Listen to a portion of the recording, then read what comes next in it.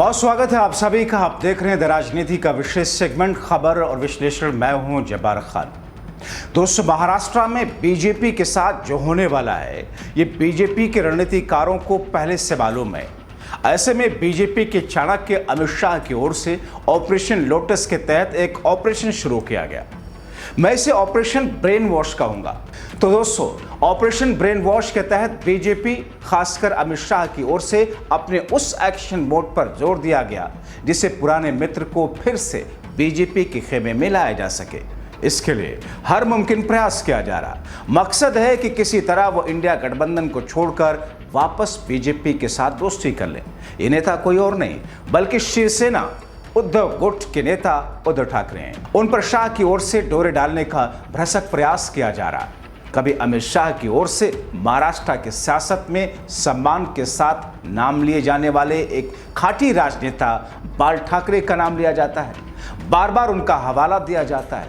कभी वीर सावरकर की दुहाई दी जा रही है। अब तो आ जाइए, जो हुआ उससे भूल जाइए, बताने का बस यही प्रयास हो रहा है। ये सब तब और जोर शोर से होने लगा जब राज ठाकरे ने ऐलान किया महाराष्ट्र में विरोधियों से निपटने के लिए वो अपने चचेरे भाई उद्धव ठाकरे का साथ देने के लिए तैयार हैं।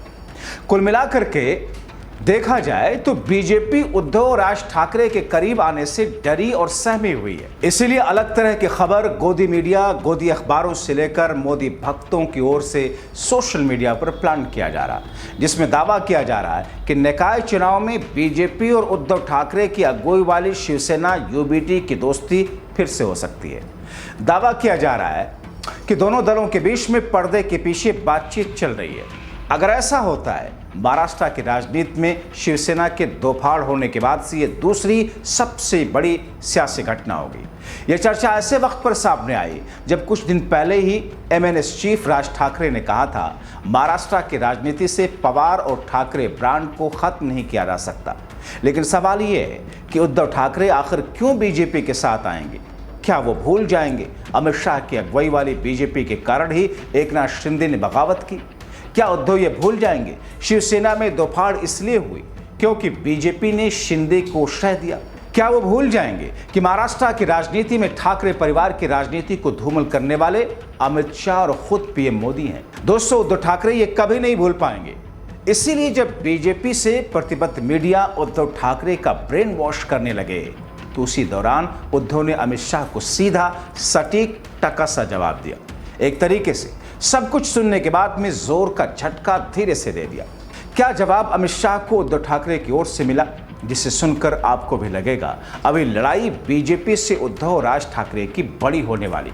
लेकिन उससे पहले बीजेपी और शिवसेना उद्धव को नजदीक लाने के लिए क्या कहानियां गढ़ रही है, जरा उसकी ओर से भी देख लेते हैं। दोस्तों, सियासी हालकों में चर्चा छिड़ी है कि महाराष्ट्र में मुंबई के बीएमसी और निकाय चुनाव से पहले बीजेपी और शिवसेना यूबीटी के बीच रिश्ते सहज करने की कोशिशें शुरू है। इसके लिए राष्ट्रवाद और हिंदुत्व को एक बड़ा माध्यम बनाने का प्रयास किया जा रहा है। हाल ही में बीजेपी ने वीर सावरकर पर फोकस बढ़ाया। ऐसा माना जा रहा है मंत्री अमित शाह के दौर में स्थानीय चुनाव में महाराष्ट्र को भगवा गढ़ बनाने पर चर्चा हुई। बीजेपी गुजरात की तरह महाराष्ट्र में अपना वर्चस्व चाहती है, जहां पर कांग्रेस लाख कोशिश के बाद भी कुछ नहीं कर पाए। देवेंद्र फडणवीस के सीएम बनने के बाद उद्धव ठाकरे ने मुलाकात की थी। तब दोनों के बीच में 20 मिनट तक एक साथ रहे।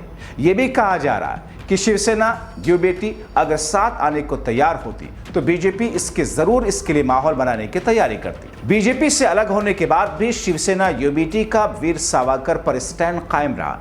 दावा तो यहां तक किया जा रहा है बीजेपी ने शिवसेना यूबीटी को संकेत दिया कि पिछली बातों को भूलकर अगर दोनों दल साथ आते हैं तो राज्य में राजनीति की नई इबारत लिखी जा सकती है। बीजेपी ने यह भी संकेत दिया अगर शिवसेना यूबीटी फिर से एनडीए में आते हैं तो उसे महाराष्ट्र सरकार में उचित प्रतिनिधित्व मिल सकता है। पिछली बार मुख्यमंत्री पद को लेकर दोनों दलों की राह अलग हो गई थी और महाराष्ट्र ने पहली बार 360 डिग्री अलग राजनीति देखी थी। कांग्रेस और एनसीपी के सहयोग से उद्धव ठाकरे सीएम बने थे।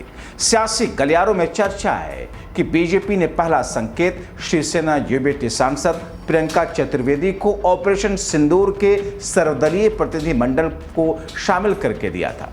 शिवसेना यूबीटी ने पहले किसी सांसद को इस टीम में शामिल करने से मना कर दिया था, लेकिन अंत में प्रियंका चतुर्वेदी को टीम में शामिल करने का ऐलान किया गया।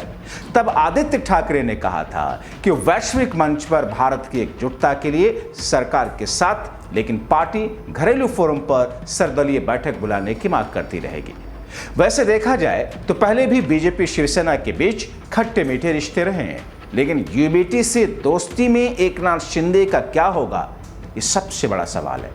उद्धव ठाकरे बीजेपी के साथ में आने से पहले शिंदे को दूर करने की शर्त रख सकते हैं, लेकिन सवाल घूम फिर करके वहीं आ जाता है। उद्धव ठाकरे के साथ अमित शाह ने जो किया, देवेंद्र फडणवीस ने जिस तरीके का खेल खेला, मैं तो इसे खेल से ज्यादा छल कहूंगा। बीजेपी की ओर से बाला साहब ठाकरे के बेटे से छल किया गया। बाला साहब ठाकरे वो जिनकी वजह से बीजेपी महाराष्ट्र में अपनी जड़ें फैला सकी। ठाकरे अगर नहीं होते तो मोदी, शाह हो या आरएसएस, वो अपने दम पर महाराष्ट्र में बीजेपी को ताकतवर नहीं बना सकते थे। खैर, अमित शाह ने उद्धव ठाकरे को बाल ठाकरे की दुहाई दी। उधर उद्धव ठाकरे में अमित शाह और बीजेपी की राष्ट्रभक्ति पर ही सवाल उठा दिया। जब अमित शाह ने उद्धव को बाल ठाकरे की दुहाई देते हुए कहा था कि अगर शिवसेना के संस्थापक बाला साहब ठाकरे जीवित होते तो ऑपरेशन सिंदूर की कामयाबी के लिए प्रधानमंत्री मोदी को गले लगाते, तो शिवसेना का प्रमुख पत्र सामना का कहना है, अगर बाला साहब ठाकरे आज होते तो पीएम मोदी को गले से लगा लेते, यह अमित शाह का भ्रम है। अगर वो आज होते तो सबसे पहले गृह मंत्री अमित शाह पर 26 महिलाओं के माथे से सिंदूर पोंछने का आरोप लगाकर उनका इस्तीफा मांग लेते। वो होते तो उन्हें ऐसा सख्त इलाज मिलता कि जीवन भर याद रहता। तो सीधी सी बात है, उद्धव ठाकरे ने अमित शाह को सीधे कह दिया, भैया हमसे कोई अपेक्षा मत रखो, हमारी पार्टी शिवसेना किसी भी कीमत पर आपकी पार्टी बीजेपी से दोस्ती नहीं करने वाली। शिवसेना उद्धव के मुखपत्र सामना के अनुसार अमित शाह अब तक सबसे कमजोर गृह मंत्री हैं। उनके कार्यकाल के दौरान देश में सुरक्षा और कानून व्यवस्था और भी ज्यादा खस्ता हाल हो गई।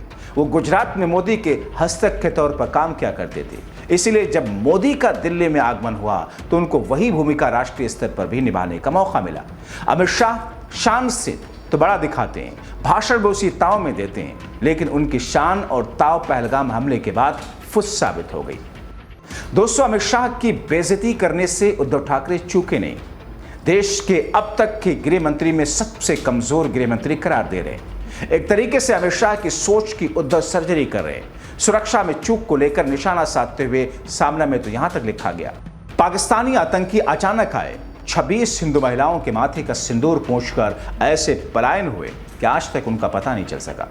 अमित शाह को भी नहीं पता कि आतंकी कहां गए, या आतंकी पाकिस्तान चले गए, हवा में गायब हो गए, या फिर जमीन में समा गए, या बीजेपी में शामिल हो गए। इसका खुलासा शाह नहीं करते, और यही शाह महाराष्ट्र में आकर के हिंदू हृदय सम्राट शिवसेना प्रमुख बाला साहब ठाकरे का नाम लेकर राजनीति कर रहे हैं। अगर बाला साहब आज होते तो प्रधानमंत्री मोदी को गले से लगा लेते, तो ये शाह का भ्रम है।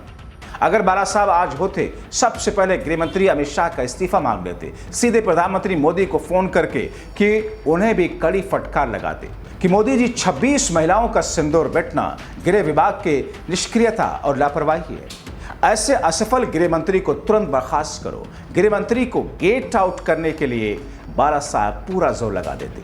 दोस्तों, सामना में आगे अमित शाह को टारगेट करते हुए लिखा गया, बाला साहब सार्वजनिक रूप से सवाल पूछते कि 26 हिंदुओं की हत्या करने वाले आतंकी अभी तक आजाद क्यों हैं, वो अभी तक पकड़े क्यों नहीं गए, इन सब के लिए जिम्मेदार कौन है? क्या गृह मंत्री को सिर्फ विपक्षी दलों को तोड़ने के लिए ही कुर्सी पर बिठाया गया? बाला साहब ठाकरे इन सवालों का जवाब जरूर मांगते। 26 हिंदुओं की हत्याओं पर आंखें मूंद करके सिंदूर कार्रवाई की राजनीति करने वाले मोदी को बाला साहब गले लगाते। अमित शाह का ऐसा कहना बाला साहब का अपमान है। कश्मीर हत्याकांड और ऑपरेशन सिंदूर को लेकर देश के मन में कुछ सवाल हैं। इस पर चर्चा करने के लिए संसद के विशेष सत्र बुलाने की विपक्षी दलों की मांग को मोदी शाह खारिज कर दिए। उनके पास सवालों का सामना करने की हिम्मत नहीं रह गई। पीएम मोदी गुजरात के दाहोद में राज्यसभाएं और यात्राएं करके राजनीति कर रहे हैं। मोदी अभी तक पहलगाम नहीं गए। पुंछ में पाकिस्तानी गोलीबारी में 17 भारतीय नागरिक मार दिए गए, मोदी वहां नहीं गए। मोदी अभी तक मणिपुर नहीं गए, लेकिन मोदी सरकारी खर्चे पर सिंदूर यात्रा निकालकर उसमें खुद को योद्धा का आभास करा रहे हैं। फिर जिनकी मंगलसूत्र चोरी आदि कहकर के चुनाव प्रचार में निंदा की गई, उस मुस्लिम समाज को यात्रा में सहभागी होने के लिए विशेष निमंत्रण दिया जा रहा है। बीजेपी सरकार पर हमला करते हुए सामना में कहा, युद्ध के दौरान चर्चा में आई कर्नल सोफिया कुरैशी के गुजरात में रहने वाले रिश्तेदारों को जिला अधिकारी के ऑफिस से फोन गया। मोदी के सिंदूर उत्सव में उपस्थित होने का फरमान जारी किया गया। इसे एक ढोंगी कहना पड़ेगा। ऐसे इंसान को बाला साहब ठाकरे गले लगाएंगे, ये संभव नहीं है। शाह ने बाला साहब ठाकरे को समझा ही नहीं। कांग्रेस और राष्ट्रवादी कांग्रेस पार्टी के सारे भ्रष्ट और घोटालेबाज लोग आज मोदी और अमित शाह के खास चमचे बन गए। मोदी कभी भारत को कांग्रेस मुक्त और भ्रष्टाचार मुक्त देश बनाना चाहते थे, लेकिन उन्होंने बीजेपी को ही कांग्रेस बना दिया। कांग्रेस एनसीपी के भ्रष्टाचारियों को बीजेपी मिलाकर पवित्र कर डाला। शायद पहलगाम के आतंकवादी भी बीजेपी में जाकर पवित्र हो गए होंगे और इसीलिए वो मिले नहीं।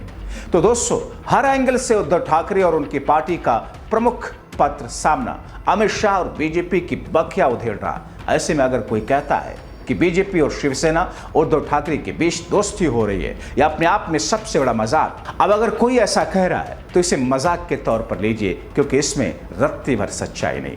ऐसे में इस खबर पर आप क्या सोचते हैं? अपनी राय कमेंट बॉक्स में जरूर लिखें। अभी के लिए इतना ही। आप सबका बहुत शुक्रिया।